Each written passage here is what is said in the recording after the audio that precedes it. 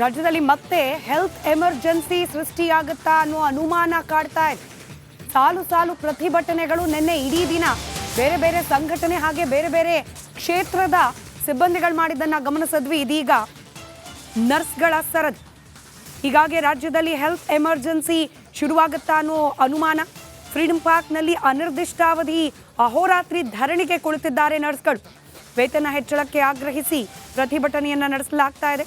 15 ವರ್ಷಗಳಿಂದ ಕೆಲಸ ಮಾಡಿದ್ರು ಸಂಬಳ ಕೇವಲ 14,000 ಇದೆ ಅನ್ನೋದು ಇವರ ಅಳಲು.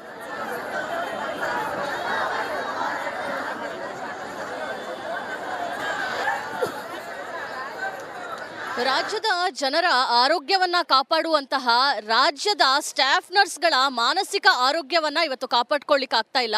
ಸಿಗುವಂತಹ ಸಣ್ಣ ಸಂಬಳದಲ್ಲಿ ಹೇಗೆ ಜೀವನ ಮಾಡೋದು ಅಂತ ಹೇಳಿ ಪ್ರತಿಯೊಬ್ಬರು ಕೂಡ ಕೊರಗ್ತಾ ಇದ್ದಾರೆ. ಸಂಬಳ ಜಾಸ್ತಿ ಮಾಡಿ ಅಂತ ಹೇಳಿ ಇದೀಗ ಪ್ರತಿಭಟನೆಗೆ ಇಳಿದಿದ್ದಾರೆ. ನಾನೀಗ ಫ್ರೀಡಂ ಪಾರ್ಕ್ನಲ್ಲಿದ್ದೀನಿ. ಫ್ರೀಡಂ ಪಾರ್ಕಿನಲ್ಲಿ 9,000ಕ್ಕೂ ಹೆಚ್ಚು ಸ್ಟಾಫ್ ನರ್ಸ್ಗಳು ಬರುವಂತಹ ಪ್ರಯತ್ನವನ್ನ ಮಾಡಿದ್ದಾರೆ. ಕನಿಷ್ಠ ವೇತನವನ್ನ ಕೊಡಿ ಅನ್ನೋ ಒಂದು ಪ್ರಮುಖವಾದಂತಹ ಬೇಡಿಕೆಯನ್ನ ಮುಂದಿಟ್ಕೊಂಡು ಅಹೋರಾತ್ರಿ ಪ್ರತಿಭಟನೆಗೆ ಇಳಿದಿದ್ದಾರೆ. ಸ್ಟಾಫ್ ನರ್ಸ್ಗಳು ಆರೋಗ್ಯ ಇಲಾಖೆಯಲ್ಲಿ ಸುಮಾರು ವರ್ಷಗಳಿಂದ ಕೆಲಸ ಮಾಡ್ತಾ ಇದ್ದೀರಾ. ಎಷ್ಟಿದೆ ಸರ್ ಸಂಬಳ? ಜೀವನ ಹೇಗಿದೆ ನಿಮ್ಮದು ಅಂತ? ಮೇಡಮ್ ನೋಡಿ, ಈಗ ಬಂದು ಜಾಯಿನ್ ಆಗ್ತಾ ಇದ್ದರೆ 14,100 ರೂಪಾಯಿ ಫಿಕ್ಸ್ ಮಾಡ್ತಾ ಇದ್ದಾರೆ. ನಾವು ಸಿ ದರ್ಜೆ ನೌಕರರು. ಯಾವ ಥರ ಮಾಡಿದ್ದಾರೆ ಅಂದರೆ ನಮ್ಗೆ ಎಷ್ಟು ಹೀನಾಯವಾಗಿ ನಡೆಸ್ಕೊಳ್ತಾ ಇದ್ದಾರೆ ಅಂತಂದರೆ, ಏಜೆನ್ಸಿ ಥ್ರೂ ಕರೀತಾರೆ ಡಿ ದರ್ಜೆ ನೌಕರಿಗೆ. ಅವ್ರಿಗೆ ಸ್ಟಾರ್ಟಿಂಗ್ 18-19 ಸಾವಿರದಿಂದ ಪ್ರಾರಂಭಿಸ್ತಾರೆ. ನಾವು ಒಬ್ಬ ಕ್ವಾಲಿಫೈಡ್ ನರ್ಸಸ್ ಆಗಿ ಡ್ಯೂಟಿ ಜಾಯ್ನ್ ಆದರೆ 14,100ರಿಂದ ಸ್ಟಾರ್ಟ್ ಮಾಡ್ತಾ ಇದ್ದಾರೆ. ಸುಮಾರು 20 ವರ್ಷ ಆಯಿತು ನಾವೀಗ ಡ್ಯೂಟಿ ಮಾಡೋಕ್ಕೆ. ನಮಗೆಲ್ಲರಿಗೂ ಪೇಮೆಂಟ್ ಇನ್ನೂ 16,500 17,000. ನಾನು 2009ರಲ್ಲಿ ಜಾಯ್ನ್ ಆಗಿದ್ದು. ಇವಾಗ ನಾನು 16 ವರ್ಷ ತುಂಬಿ 17 ವರ್ಷ ಆಗಿದೆ. ನನಗೆ ಸಂಬಳ 16,000 ಬರ್ತಾಯಿದೆ.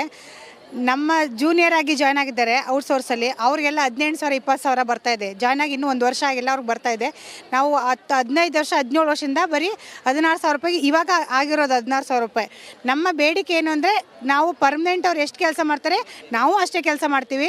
ಗೌರ್ಮೆಂಟಿಂದ ಏನೇನು ಯಾವ್ಯಾವುದಕ್ಕೆ ಏನೇನು ಟ್ರೈನಿಂಗ್ ಕೊಡಬೇಕು, ನಾವು ಇನ್ ಸರ್ವಿಸಲ್ಲಿ ಇಟ್ಕೊಂಡೇ ನಮಗೆ ಹೊಸ ಹೊಸ ಪ್ರಾಜೆಕ್ಟ್ಗಳು ಬಂದಾಗ ಅದಕ್ಕೆ ತಕ್ಕಾಗಿ ನಮಗೆ ಟ್ರೈನಿಂಗ್ಗಳು ಕೊಡ್ತಾ ಇದ್ದಾರೆ. ಟ್ರೈನಿಂಗ್ಗಳು ಕೊಟ್ಟು ನಮ್ಮ ಹತ್ರ ಕೆಲಸ ಮಾಡಿಸ್ತಾ ಇದ್ದಾರೆ. ಬಟ್ ಸಂಬಳ ಮಾತ್ರ ಜಾಸ್ತಿ ಕೊಡ್ತಾ ಇಲ್ಲ. ನಮ್ಮ ಬೇಡಿಕೆ ಇರೋದು ಒಂದೇ, ಸಮಾನ ಕೆಲಸಕ್ಕೆ ಸಮಾನ ವೇತನ ಕೊಡಿ. ನಮ್ಮ ಕೈಲಿ ಎಷ್ಟು ಕೆಲಸ ಮಾಡಿಸ್ಕೋದ್ರೆ ಅಷ್ಟು ವೇತನ ಕೊಡಿ ಅಂತ ನಾವು ಕೇಳ್ತಾಯಿದ್ರು. ಬೇರೆ ಸ್ಟೇಟಲ್ಲೆಲ್ಲ ಪರ್ಮನೆಂಟ್ ಮಾಡ್ಕೊಂಡಿದ್ದಾರೆ. ನಮ್ಮನ್ನು ಹಾಗೆ ಮಾಡ್ಕೊಳ್ಳಿ. ದಿಢೀರಂದು ಎಲ್ಲರನ್ನೂ ಪರ್ಮನೆಂಟ್ ಮಾಡ್ಕೊಳ್ಳಿ ಅಂತ ಕೇಳ್ತಾ ಇಲ್ಲ. ಸರ್ವಿಸ್ ಮುಖಾಂತರ ಮಾಡ್ಕೊಳ್ಳಿ. 10 ವರ್ಷ ಆದವ್ರನ್ನ ಮಾಡ್ಕೊಳ್ಳಿ. ಕೃಪಾ ಅಂಕ ಕೊಡಿ. ಸರಿ ಆಗಬೇಕು ಅನ್ನೋ ಒಂದು ಪಟ್ಟನ್ನ ಇವರೆಲ್ಲ ಹಿಡಿದಿರುವಂಥದ್ದು. ಕ್ಯಾಮ್ರಾ ಪರ್ಸನ್ ಮಂಜುನಾಥ್ ಜೊತೆ ದೀಪ್ತಿ ತೊಳ್ಪಾಡಿ, ರಿಪಬ್ಲಿಕ್ ಕನ್ನಡ, ಬೆಂಗಳೂರು. ರಾಜ್ಯದಲ್ಲಿ ಮತ್ತೆ ಹೆಲ್ತ್ ಎಮರ್ಜೆನ್ಸಿ ಸೃಷ್ಟಿಯಾಗುತ್ತಾ ಅನ್ನೋ ಅನುಮಾನ ಕಾಡ್ತಾ ಇದೆ. ಸಾಲು ಸಾಲು ಪ್ರತಿಭಟನೆಗಳು ನಿನ್ನೆ ಇಡೀ ದಿನ ಬೇರೆ ಬೇರೆ ಸಂಘಟನೆ ಹಾಗೆ ಬೇರೆ ಬೇರೆ ಕ್ಷೇತ್ರದ ಸಿಬ್ಬಂದಿಗಳು ಮಾಡಿದ್ದನ್ನ ಗಮನಿಸಿದ್ವಿ. ಇದೀಗ ನರ್ಸ್ಗಳ ಸರದಿ. ಹೀಗಾಗಿ ರಾಜ್ಯದಲ್ಲಿ ಹೆಲ್ತ್ ಎಮರ್ಜೆನ್ಸಿ ಶುರುವಾಗುತ್ತಾ ಅನ್ನೋ ಅನುಮಾನ. ಫ್ರೀಡಂ ಪಾರ್ಕ್ನಲ್ಲಿ ಅನಿರ್ದಿಷ್ಟಾವಧಿ ಅಹೋರಾತ್ರಿ ಧರಣಿಗೆ ಕುಳಿತಿದ್ದಾರೆ ನರ್ಸ್ಗಳು. ವೇತನ ಹೆಚ್ಚಳಕ್ಕೆ ಆಗ್ರಹಿಸಿ ಪ್ರತಿಭಟನೆಯನ್ನ ನಡೆಸಲಾಗ್ತಾ ಇದೆ. 15 ವರ್ಷಗಳಿಂದ ಕೆಲಸ ಮಾಡಿದ್ರು ಸಂಬಳ ಕೇವಲ 14,000 ಇದೆ ಅನ್ನೋದು ಇವರ ಅಳಲು.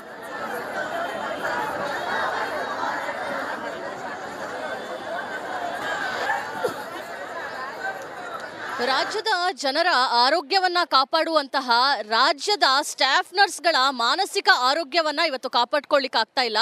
ಸಿಗುವಂತಹ ಸಣ್ಣ ಸಂಬಳದಲ್ಲಿ ಹೇಗೆ ಜೀವನ ಮಾಡೋದು ಅಂತ ಹೇಳಿ ಪ್ರತಿಯೊಬ್ಬರು ಕೂಡ ಕೊರಗ್ತಾ ಇದ್ದಾರೆ. ಸಂಬಳ ಜಾಸ್ತಿ ಮಾಡಿ ಅಂತ ಹೇಳಿ ಇದೀಗ ಪ್ರತಿಭಟನೆಗೆ ಇಳಿದಿದ್ದಾರೆ. ನಾನೀಗ ಫ್ರೀಡಂ ಪಾರ್ಕ್ನಲ್ಲಿದ್ದೀನಿ. ಫ್ರೀಡಂ ಪಾರ್ಕಿನಲ್ಲಿ 9,000ಕ್ಕೂ ಹೆಚ್ಚು ಸ್ಟಾಫ್ ನರ್ಸ್ಗಳು ಬರುವಂತಹ ಪ್ರಯತ್ನವನ್ನ ಮಾಡಿದ್ದಾರೆ. ಕನಿಷ್ಠ ವೇತನವನ್ನ ಕೊಡಿ ಅನ್ನೋ ಒಂದು ಪ್ರಮುಖವಾದಂತಹ ಬೇಡಿಕೆಯನ್ನ ಮುಂದಿಟ್ಕೊಂಡು ಅಹೋರಾತ್ರಿ ಪ್ರತಿಭಟನೆಗೆ ಇಳಿದಿದ್ದಾರೆ. ಸ್ಟಾಫ್ ನರ್ಸ್ಗಳು ಆರೋಗ್ಯ ಇಲಾಖೆಯಲ್ಲಿ ಸುಮಾರು ವರ್ಷಗಳಿಂದ ಕೆಲಸ ಮಾಡ್ತಾ ಇದ್ದೀರಾ. ಎಷ್ಟಿದೆ ಸರ್ ಸಂಬಳ? ಜೀವನ ಹೇಗಿದೆ ನಿಮ್ಮದು ಅಂತ? ಮೇಡಮ್ ನೋಡಿ, ಈಗ ಬಂದು ಜಾಯಿನ್ ಆಗ್ತಾ ಇದ್ದರೆ 14,100 ರೂಪಾಯಿ ಫಿಕ್ಸ್ ಮಾಡ್ತಾ ಇದ್ದಾರೆ. ನಾವು ಸಿ ದರ್ಜೆ ನೌಕರರು. ಯಾವ ಥರ ಮಾಡಿದ್ದಾರೆ ಅಂದರೆ ನಮ್ಗೆ ಎಷ್ಟು ಹೀನಾಯವಾಗಿ ನಡೆಸ್ಕೊಳ್ತಾ ಇದ್ದಾರೆ ಅಂತಂದರೆ, ಏಜೆನ್ಸಿ ಥ್ರೂ ಕರೀತಾರೆ ಡಿ ದರ್ಜೆ ನೌಕರಿಗೆ. ಅವ್ರಿಗೆ ಸ್ಟಾರ್ಟಿಂಗ್ 18-19 ಸಾವಿರದಿಂದ ಪ್ರಾರಂಭಿಸ್ತಾರೆ. ನಾವು ಒಬ್ಬ ಕ್ವಾಲಿಫೈಡ್ ನರ್ಸಸ್ ಆಗಿ ಡ್ಯೂಟಿ ಜಾಯ್ನ್ ಆದರೆ 14,100ರಿಂದ ಸ್ಟಾರ್ಟ್ ಮಾಡ್ತಾ ಇದ್ದಾರೆ. ಸುಮಾರು 20 ವರ್ಷ ಆಯಿತು ನಾವೀಗ ಡ್ಯೂಟಿ ಮಾಡೋಕ್ಕೆ. ನಮಗೆಲ್ಲರಿಗೂ ಪೇಮೆಂಟ್ ಇನ್ನೂ 16,500 17,000. ನಾನು 2009ರಲ್ಲಿ ಜಾಯ್ನ್ ಆಗಿದ್ದು. ಇವಾಗ ನಾನು 16 ವರ್ಷ ತುಂಬಿ 17 ವರ್ಷ ಆಗಿದೆ. ನನಗೆ ಸಂಬಳ 16,000 ಬರ್ತಾ ಇದೆ. ನಮ್ಮ ಜೂನಿಯರ್ ಆಗಿ ಜಾಯ್ನ್ ಆಗಿದ್ದಾರೆ ಔಟ್ಸೋರ್ಸಲ್ಲಿ, ಅವ್ರಿಗೆಲ್ಲ 18,000 20,000 ಬರ್ತಾ ಇದೆ. ಜಾಯ್ನ್ ಆಗಿ ಇನ್ನೂ 1 ವರ್ಷ ಆಗಿಲ್ಲ, ಅವ್ರಿಗೆ ಬರ್ತಾ ಇದೆ. ನಾವು 15 ವರ್ಷ 17 ವರ್ಷದಿಂದ ಬರೀ 16,000 ರೂಪಾಯಿಗೆ ಇವಾಗ ಆಗಿರೋದು 16,000 ರೂಪಾಯಿ. ನಮ್ಮ ಬೇಡಿಕೆ ಏನು ಅಂದರೆ, ನಾವು ಪರ್ಮನೆಂಟ್ ಅವ್ರು ಎಷ್ಟು ಕೆಲಸ ಮಾಡ್ತಾರೆ ನಾವು ಅಷ್ಟೇ ಕೆಲಸ ಮಾಡ್ತೀವಿ. ಗೌರ್ಮೆಂಟಿಂದ ಏನೇನು ಯಾವ್ಯಾವುದಕ್ಕೆ ಏನೇನು ಟ್ರೈನಿಂಗ್ ಕೊಡಬೇಕು, ನಾವು ಇನ್ ಸರ್ವಿಸಲ್ಲಿ ಇತ್ಕೊಂಡೇ ನಮಗೆ ಹೊಸ ಹೊಸ ಪ್ರಾಜೆಕ್ಟ್ಗಳು ಬಂದಾಗ ಅದಕ್ಕೆ ತಕ್ಕಾಗಿ ನಮಗೆ ಟ್ರೈನಿಂಗ್ಗಳು ಕೊಡ್ತಾ ಇದ್ದಾರೆ. ಟ್ರೈನಿಂಗ್ಗಳು ಕೊಟ್ಟು ನಮ್ಮ ಹತ್ರ ಕೆಲಸ ಮಾಡಿಸ್ತಾ ಇದ್ದಾರೆ. ಬಟ್ ಸಂಬಳ ಮಾತ್ರ ಜಾಸ್ತಿ ಕೊಡ್ತಾ ಇಲ್ಲ.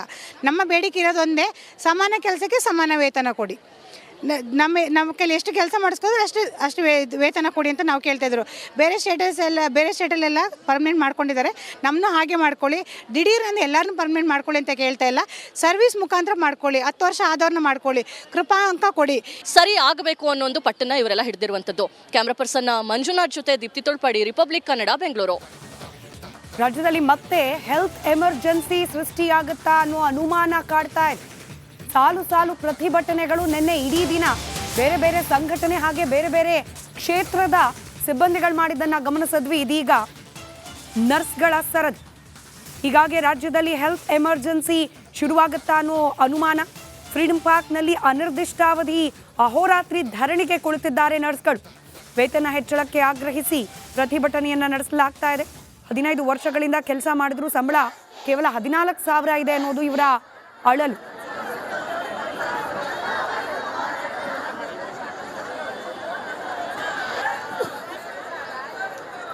ರಾಜ್ಯದ ಜನರ ಆರೋಗ್ಯವನ್ನ ಕಾಪಾಡುವಂತಹ ರಾಜ್ಯದ ಸ್ಟಾಫ್ ನರ್ಸ್ಗಳ ಮಾನಸಿಕ ಆರೋಗ್ಯವನ್ನ ಇವತ್ತು ಕಾಪಾಡ್ಕೊಳ್ಳಿಕ್ಕೆ ಆಗ್ತಾ ಇಲ್ಲ.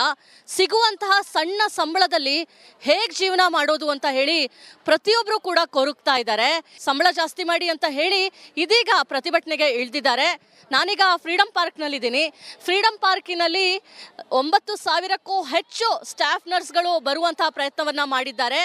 ಕನಿಷ್ಠ ವೇತನವನ್ನ ಕೊಡಿ ಅನ್ನೋ ಒಂದು ಪ್ರಮುಖವಾದಂತಹ ಬೇಡಿಕೆಯನ್ನ ಮುಂದಿಟ್ಕೊಂಡು ಅಹೋರಾತ್ರಿ ಪ್ರತಿಭಟನೆಗೆ ಇಳಿದಿದ್ದಾರೆ. ಸ್ಟಾಫ್ ನರ್ಸ್ಗಳು ಆರೋಗ್ಯ ಇಲಾಖೆಯಲ್ಲಿ ಸುಮಾರು ವರ್ಷಗಳಿಂದ ಕೆಲಸ ಮಾಡ್ತಾ ಇದ್ದೀರಾ. ಎಷ್ಟಿದೆ ಸರ್ ಸಂಬಳ?